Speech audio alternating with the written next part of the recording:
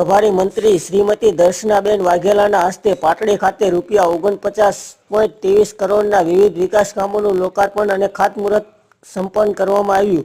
મા શક્તિની પવિત્ર ભૂમિ એવી પાટડી નગરપાલિકામાં આજે પ્રભારી મંત્રી શ્રી અને શહેરી વિકાસ અને શહેરી ગૃહ નિર્માણ મંત્રી શ્રીમતી દર્શનાબેન વાઘેલાના વરદ હસ્તે ₹49.23 કરોડના વિવિધ વિકાસ કામોનું ખાતમુહૂર્ત અને લોકાર્પણ કરવામાં આવ્યું હતું। આ ગરિમામય અવસરે મંત્રીશ્રીએ આદ્યશક્તિમાં શક્તિના ચરણોમાં વંદન કરી સમગ્ર નગરજનોનું સ્વાસ્થ્ય ઉત્તમ રહે અને સૌના જીવનમાં સુખકારી વધે તેવી મંગળ પ્રાર્થના કરી હતી। આ પ્રસંગે મંત્રીશ્રીએ સંબોધન કરતા જણાવ્યું હતું કે ધારાસભ્ય શ્રી પી.કે. પરમારની સતત રજૂઆતો અને મહેનતને કારણે જ પાટડીમાં છેલ્લા 3 વર્ષમાં મોટા પાયે વિકાસના કામો શક્ય બન્યા છે। વડાપ્રધાન શ્રી નરેન્દ્રભાઈ મોદીના નેતૃત્વમાં ગુજરાતને 24 કલાક વીજળી મળી રહે તેનાથી ખેડૂતોને આધુનિક સાધનો દ્વારા સારો પાક મેળવી રહ્યા છે। પાટડી નગરપાલિકા વિસ્તારમાં થયેલા વિવિધ વિકાસ કાર્યોની જાણકારી આપવામાં મંત્રીશ્રીએ જણાવ્યું હતું કે પાટડીના મુખ્ય તળાવનું સુંદર બ્યુટિફિકેશન કરવામાં આવ્યું છે, જ્યારે નગરપાલિકા માટે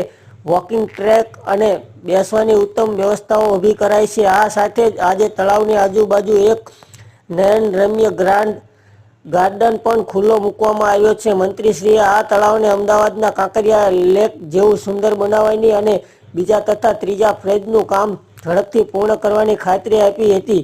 મંત્રીશ્રીએ ઉમેર્યું હતું કે નગરપાલિકાની પ્રાથમિક જવાબદારી સમાન નળ, ગટર અને પાણીની સુવિધાની સાથે સાથે અન્ય મહત્વના કામો પણ વેગવંતા બનાવ્યા છે। યાત્રાધામ તરીકે જાણીતા શક્તિપીઠ મંદિર પાસે ટ્રાફિકની સમસ્યા નિવારણ માટે નવા 2 રસ્તાઓ ખુલ્લા મૂકીને બ્યુટિફિકેશનની કામગીરી કરવામાં આવી છે, જેનાથી ભક્તો અને સ્થાનિકોને મોટી રાહત થશે। વધુમાં પાટડીની મા શક્તિના પીઠને યાત્રાધામ તરીકે વિકસાવવા માટેની પણ ખાતરી આપી હતી।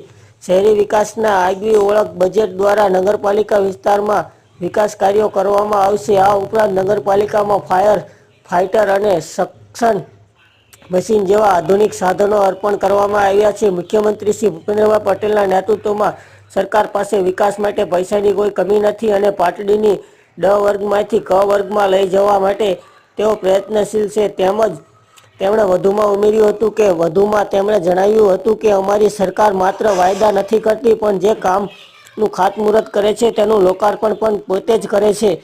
આ પ્રસંગે સાંસદ શ્રી ચંદુભાઈ શિહોરાએ સ્વદેશી અપનાવવા પર ભાર મૂક્યો હતો અને 2047 સુધીમાં ભારતને નંબર 1 દેશ બનાવવા સહભાગી બનવા જણાવ્યું હતું। ધારાસભ્ય શ્રી પી.કે. પરમારે જણાવ્યું હતું કે આ લોકાર્પણ અને ખાતમુહૂર્તથી લોકો જીવન ધોરણમાં સુધારો આવશે। વધુમાં તેમણે પાટડી વિધાનસભા મત વિસ્તારમાં આગવી વિકાસ કાર્યો વિશેની વિસ્તૃત જાણકારી આપી હતી। આ કાર્યક્રમમાં નગરપાલિકા પ્રમુખ શ્રી ચેતનાબેન અગ્રણી, સર્વે શ્રી દિલીપભાઈ પટેલ, શ્રી જયેશભાઈ પટેલ, અધિક કલેક્ટર શ્રી વિષ્ણુભાઈ પ્રજાપતિ, પાટડી પ્રાંત અધિકારી શ્રી મિલન રાવ, ચીફ ઓફિસર શ્રી રઘુભાઈ સંખ્યામાં નગરજનો ઉપસ્થિત રહ્યા હતા। વધારે સમાચાર જોવા માટે અમારી ચેનલને લાઇક, શેર અને સબસ્ક્રાઇબ કરો। આજે પાટડી નગરપાલિકામાં વિવિધ વિકાસના કામોનું લોકાર્પણ અને ખાતમુહૂર્ત થયા છે। આજે આપણે જોઈએ છીએ એ પ્રમાણે જે પાટડીમાં જે તળાવ છે એનું સુંદર બ્યુટિફિકેશન દ્વારા લોકો એમાં હરી ફરી શકે, ત્યાં બેસી શકે, વોકિંગ ટ્રેક બનાવ્યો છે। એની જ બાજુમાં એક સરસ મજાનું ગાર્ડન બનાવ્યું છે। આમ નગરપાલિકાનું કામ એ હોય છે કે નળ ગટરની પાણીની વ્યવસ્થા કરવી, પરંતુ એની સાથે સાથે અમારા ધારાસભ્ય પી.કે. પરમારજી અને અમારા સાંસદ ચંદુભાઈ બંનેના ખૂબ પ્રયત્નથી આ જે વિવિધ કામો પણ થઈ રહ્યા છે। આપ જુઓ છો એ પ્રમાણે તળાવનું બ્યુટિફિકેશન હોય, આપણો સારો માર્ગ બનવાનો હોય, આજે અહીંયા સીસી માર્ગ છે બધા, એની સાથે સાથે જે ગાર્ડન છે એ ગાર્ડનને પણ આજે ખુલ્લો મૂક્યો છે।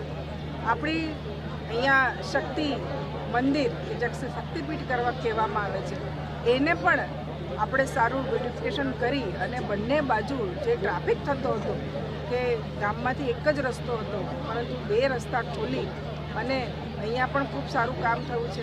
આજે કુલ 49.23 કરોડના કામો અહીંયા નગરપાલિકામાં કરવામાં આવ્યા છે, જે ખાતમુહૂર્ત થયા છે અને અડધા કામો જે હવે થવાના છે। અહીંયા એની સાથે સાથે નગરપાલિકાનું કામ સારું થાય એના માટે ફાયરની ગાડી છે, એની સાથે સાથે જેટિંગ સેક્શન મશીન છે, આ બધી વ્યવસ્થાઓ નગરપાલિકામાં ઊભી કરવામાં આવી છે અને આજે આ સુંદર કામ અને લોકાર્પણ અને ખાતમુહૂર્ત થયા છે. મારી સાથે અહીંયા બધા ઉપસ્થિત રહ્યા છે. અમારા ભારતીય જનતા પાર્ટીની પૂરી ટીમ, સંગઠન અને નગરપાલિકાના પ્રમુખ સૌ અહીંયા ઉપસ્થિત છે. આજે આ તબક્કે હું પાર્ટીના સૌ લોકોને ખૂબ ખૂબ અભિનંદન આપું છું.